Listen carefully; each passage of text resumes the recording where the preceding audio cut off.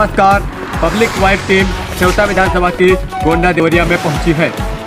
सीतापुर जिले में 23 फरवरी को मतदान होना है, इसलिए हम इस गांव से लोगों से जानेंगे कि उनके मन में क्या चल रहा है और सियासत पर बात करेंगे और जानते हैं। क्या आपको लगता है इस चुनाव में सभी पार्टियां विकास के मुद्दे पर हैं या पर्दे के पीछे जाति धर्म के नाम पर? देखो, ऐसा है, जो भारतीय जनता पार्टी है वो विकास के मुद्दे पर लड़ रही है और जो समाजवादी पार्टी है वो जात और धर्म बंटवारा करके उसके बाद चुनाव लड़ रही है। हमारे यहाँ जो क्षेत्र में 150 होता गांजरी क्षेत्र इलाका है, यहाँ पे विकास हुआ है और विकास निरंतर जारी रहेगा। हम लोग भाजपा के साथ विकास के मुद्दे पर चुनाव लड़ेंगे। सेम क्वेश्चन दादा आपसे है, सभी पार्टियां विकास के मुद्दे पर बात करती हैं, पर्दे के पीछे जात धर्म पर बात करती हैं? विकास के मुद्दे बात करते हैं, विकास के मुद्दे पर विकास के मुद्दे बात करते हैं। हाँ। जात धर्म तो सिर्फ सपा में है, हमें तकलीफ सिर्फ ज्ञान तिवारी से, ना कि बीजेपी पार्टी से। हमें ज्ञान तिवारी कालिका देवी मंदिर के प्रांगण में कहा था, उन्होंने कहा था कि हमें चौकीदारी दीजिए, उनको चौकीदारी मिली। हम लोगों को कभी कोई तकलीफ हुई, उनके तो कोई निराकरण आज तक नहीं हो पाया। फोन नहीं उठता, कोई अगर कहीं कोई दिक्कत आती है तो उनको बात करने में उनके सिर्फ ठेकेदारों के द्वारा उनका समर्थन होता है। आप बताइए ना, यही क्वेश्चन आपसे है, सभी पार्टियां विकास मुद्दे पर बात करती हैं? सभी पार्टियां विकास के मुद्दे बात करती हैं, पर्दे के पीछे जात धर्म के नाम पर? विकास के मुद्दे पर। विकास के मुद्दे पर। आप बताइए। यही विकास के मुद्दे पर ही चुनाव होगा और भाजपा अच्छा लड़ रही है। विधायक जी थोड़ी नाराजगी है जनता के बीच में और बाकी मोदी से कोई बात नहीं है। सत्ताधारी दल बीजेपी की मुश्किलें बढ़ेंगी या नहीं? नहीं बढ़ेंगी। कोई भी सरकार आएगी, महंगाई कम नहीं होगी, महंगाई निरंतर बढ़ती रहेगी, क्योंकि हमारे उत्तर प्रदेश के 33 करोड़ की समथिंग पहुँच गई है। तो महंगाई पे थोड़ा बहुत मुद्दा तो है और लेकिन महंगाई कोई विशेष असर नहीं है। बताइए दादा, बढ़े हुए महंगाई सत्ताधारी दल की मुश्किलें बढ़ाएंगे या नहीं? अब तक जो भी पार्टियां आई हैं, महंगाई तो सब में रही है। स्थिति को देखते हुए महंगाई आज भी है और महंगाई रहेगी। महंगाई की नो प्रॉब्लम, मुद्दा नहीं बनेगा। नहीं बनेगा।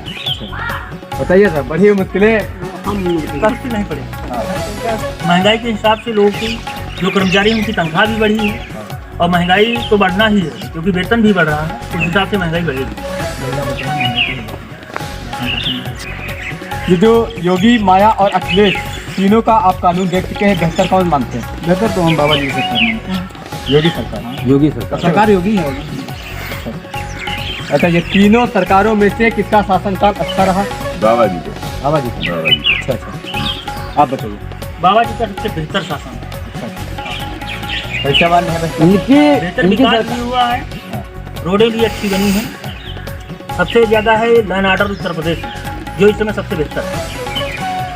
बीजेपी सरकार जो में कोरोना महामारी के दौरान सरकार मदद की है, पर्याप्त है या फिर कमी रह गई?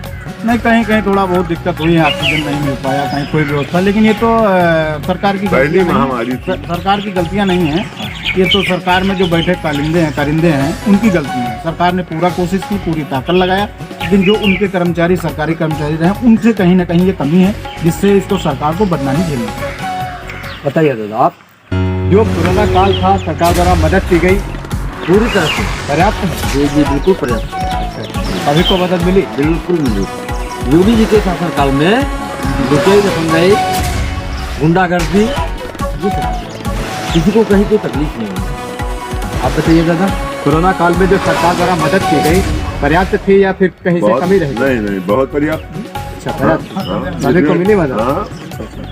यहाँ प्रदेश छोड़ करके जो भूमाफिया थे वो चले गए हैं बुलडोजर के आगे, रुके नहीं है। क्या जो राम मंदिर का निर्माण कार्य चल रहा है, इससे क्या बीजेपी सरकार को कुछ फायदा मिलेगा? बिल्कुल बेनिफिट मिलेगा। हाँ, बिल्कुल मिलेगा। मुद्दा तो ये नहीं है, लेकिन उसका बेनिफिट मिलेगा। अब तक इतनी सरकारें आई, कहीं कुछ नहीं हो पाया। यही कुछ है। राम मंदिर, तो राम मंदिर क्या, अब ये तो इतने दिन से मुद्दा चल ही रहा था और भारतीय जनता पार्टी की सरकार आई और भारतीय जनता पार्टी के कार्यकाल में हो रहा है, तो ये तो हिंदू धर्म के लिए बहुत गौरवान्वित बात ही है भाई। राम मंदिर इतने दिन से मुद्दा चला, बहुत सालों, बहुत सरकारें आई, सपा सरकार रही, बसपा रही, कांग्रेस की रही, लेकिन भाजपा में हुआ तो ये ठीक हुआ है और इससे कुछ ना कुछ तो फायदा होगा। बताइए दादा, मंदिर निर्माण से क्या बीजेपी सरकार को फायदा मिलेगा? हाँ, बिल्कुल मिलेगा। बिल्कुल। आप बताइए। बिल्कुल मिलेगा, क्योंकि आस्था, हिंदू की आस्था राम मंदिर से जुड़ी हुई है, इसलिए तो फायदा बिल्कुल मिलेगा। उनकी सरकार आई तभी मंदिर संभव हुआ।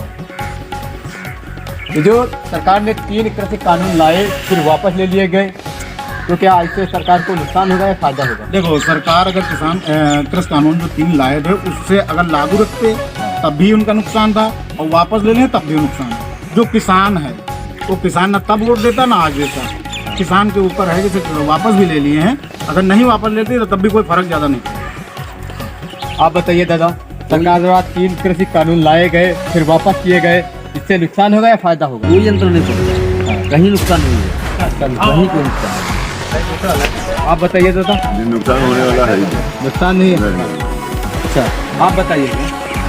और दक्षिण पश्चिम उत्तर प्रदेश में थोड़ा बहुत होगा, और इधर कोई नहीं। किसान कानून का कोई इधर मतलब नहीं, इससे किसान का फायदा ही था, मगर सरकार समझाने में नाकाम रही। ये नुकसान किसान को उठाना पड़ेगा। ये जो बिना भेदभाव एलपीजी है और आवास है, सिलेंडर है, सबका साथ सबका विकास का दावा कर रही है, क्या सही है? सही है। बिना भेदभाव सरकार ने जो भी एलपीजी सिलेंडर हो, चाहे किसान सम्मान हो और चाहे क्या कहते हैं फ्री राशन हो, या भी जो भी योजना है उज्ज्वला हो या कुछ भी हो, तो गरीबों के कल्याण के लिए सरकार ने बहुत अच्छा ये चलाया। और स्वास्थ्य जैसे हेल्थ बीमा है, ये भी सब है, तो इसके ठीक है, सरकार ने अच्छा किया। कोई भेदभाव नहीं, इसमें मुस्लिम को भी मिला और हिंदू को भी मिला, कोई भेदभाव नहीं, सबको मिला। आप बताइए, सरकार का सबका साथ सबका विश्वास का दावा सही है? जी बिल्कुल सही है। किसी के पक्षपात में कोई काम नहीं हुआ, सबके लिए सबका विकास। आप बताइए दादा। जी बिल्कुल, ये सही है। सबका साथ सबका विश्वास। कितना फायदा मिलेगा सरकार को? सरकार को मिलेगा 90% फायदा इसका मिलेगा। ये जो बिना भेदभाव और आवास है, सिलेंडर है, राशन है और सबका साथ सबका विश्वास का दावा कर रही है, क्या सही है? बिल्कुल, जो जिसको बराबर कह रहे हैं या सब लोग कह रहे हैं। अच्छा, सरकार को इसका फायदा मिलेगा? हाँ, फायदा मिलेगा। अगर देखा जाए दलगत राजनीति से हट कर देखा जाए तो आपके विधानसभा से सबसे मजबूत प्रत्याशी कौन था? अब मजबूत प्रत्याशी भाई दोनों लोग हैं भाई, वो तो क्षेत्रीय हैं, ये भी क्षेत्रीय हैं, कोई बाहरी नहीं है। 5 साल इन्होंने सेवा की है, तो प्रत्याशी कुल मिला के दोनों मजबूत हैं, दोनों अपने दम पे लड़ रहे हैं। और दूसरी चीज़ है, जनता जनार्दन है, जिसको आशीर्वाद देगी और जिसके पक्ष में जाएगी वही विधायक है। आप बताइए भैया। दोनों मजबूत प्रत्याशी, हाँ, बराबर की लड़ाई। अब इसमें यह है कि योगी जी का वोट पलड़ा भारी है, बीजेपी का पलड़ा ज़्यादा भारी है, और जो सपा का है वो पलड़ा थोड़ा हल्का है। आप बताइए दादा, सबसे मजबूत प्रत्याशी कौन सा आपके विधानसभा में? सबसे मजबूत प्रत्याशी तो हमारे विधानसभा में है झीन बाबू। ठीक है, क्योंकि अगर पार्टी का कहीं नुकसान होता है सिर्फ ज्ञान तिवारी से होगा, न कि बीजेपी पार्टी से। आप बताइए दादा, आपके मत से कौन प्रत्याशी सबसे मजबूत है? ज्ञान तिवारी है, मजबूत है, क्योंकि बाबा जी का वोट है, योगी और मोदी का वोट, इसलिए वो भारी है। आप बताइए दादा, पार्टी का वोट प्रत्याशी कौन मजबूत है? हमारा गवर्नर को लेकर काफी किसान परेशान भी हैं, किसको दोषी मानते हैं? देखो, ऐसा है, सरकार इसमें दोषी नहीं है।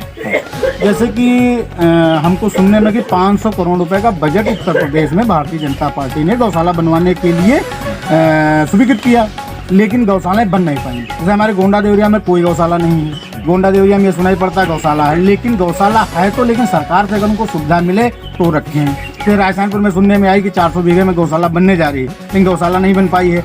उसमें सरकार का मुद्दा नहीं है, जो जानवर हैं, देखो जानवर जो हैं किसानों के, किसानों ने जोड़ा, सरकार ने नहीं जोड़ा, लेकिन सरकार को इसकी व्यवस्था करनी चाहिए थी चुनाव के पहले। इसमें कुछ सरकार फेल होगी, 2, 4, 10, 20% इसमें फर्क पड़ेगा। हाँ, इसमें फर्क पड़ेगा। आप बताइए, किसान आवारा गौवंशों से परेशान है, आप किसको दोषी मानेंगे? दोषी हम आप हैं, इसलिए हैं ना इसमें योगी के कोई जानवर हैं, ना इसमें कोई मोदी के जानवर हैं, जानवर तो हमारे आपके हैं। लेकिन गौशाला जो अब ये है, सरकार पर थोड़ा सा दबाव बनाया जाता है कि हाँ उनकी सरकार में ऐसा हो रहा है, उनकी सरकार में ऐसा नहीं हुआ। 500 करोड़ ये तो सिर्फ हमारी आपकी कमी है, हम दूध लगाए, दूध खाए, छोड़ दिए जानवर। ठीक है, ये इसमें थोड़ा सा दिक्कत आएगा, जो अनपढ़ गंवार व्यक्ति हैं उनकी तरफ से दिक्कत आएगी, बाकी जो समझदार हैं वो इसी को समर्थन करेंगे। आप बताइए दादा, हमारा गौवंशों से किसान परेशान, आप किसको दोषी मानेंगे? नहीं, परेशान नहीं। हाँ, वो जो अपाहिज है, वो नहीं बचा पाते हैं, उससे ज्यादा राशन सरकार दे देती। हाँ, नुकसान कहाँ? आप बताइए दादा। ये गाय तो हमारी ही है, गाय बैल भैंस हमारी ही है। योगी बाबा ने थोड़ा क्या गौ हत्या बंद करवा दी। हाँ, ये तो अच्छा किया। ये अच्छा ही किया। हम लोग मांग करते थे, जैसे गुरुदेव बाबा भी मांग करते थे, राशन भी मांग करते थे, हिंदू भी मांग करते थे, गौ रक्षा वाले भी मांग करते थे। तो बाबा ने थोड़ा सख्ती कर दिया, तो थोड़ा गौ काटना केवल बंद कर दिया।